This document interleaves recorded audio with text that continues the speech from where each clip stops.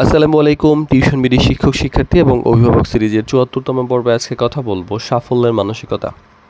আসলে সফলতা শুধুমাত্র যে মেধার উপর নির্ভর করে তা নয়, বরং অনেকটা নির্ভর করে মানসিকতার উপর।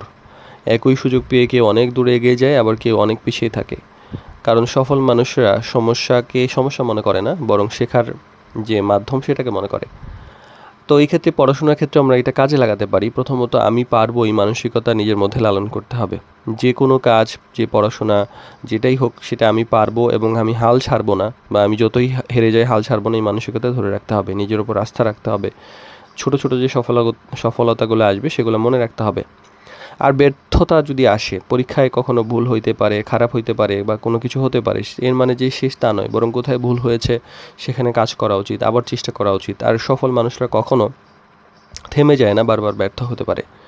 তো আর ধারাবাহিকতাকে গুরুত্ব দিতে হবে, কারণ সবসময় যে মোটিভেশন থাকবে তা নয়, বরং অভ্যাসটা যদি থাকে তাহলে রেগুলার চালিয়ে যাওয়ার একটা মানসিকতা থাকবে। প্রতিদিন অল্প অল্প করে যদি এগিয়ে যাওয়া যায়, বছর শেষে সেটা অনেক বড় একটা কিছু হিসেবে ধরা দেয়।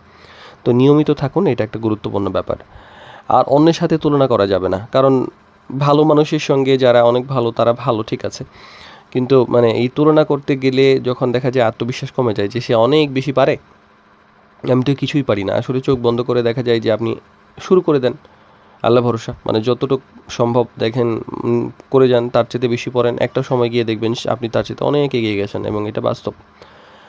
আর সমস্যা নয়, বরং সমাধানে ফোকাস করুন। মানে আছে না যে আজকে আমার পেন্সিল নাই, আজকে আমার শার্পনার নাই, আজকে আমার কলম নাই, আজকে আমার খাতা নাই, এই ধরনের চিন্তাভাবনা করে দেখা যায় যে অনেক সময় আমাদের অনেক ক্ষতি হয়ে যায়, বা ছোটো ছোটো কারণে আমাদের যে অনেক ক্ষতি হয়ে যায়, বিশেষ করে স্টুডেন্ট লাইফে।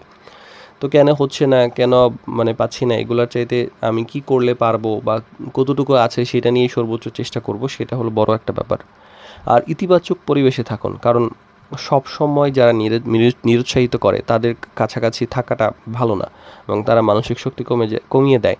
এবং যারা হচ্ছে এনার্জেটিক না, যারা ওয়ার্কাহলিক না, তাদের কাছাকাছি থাকলে দেখা যায় যে কর্ম যে উদ্দীপনা আছে সেটা কমে যায়।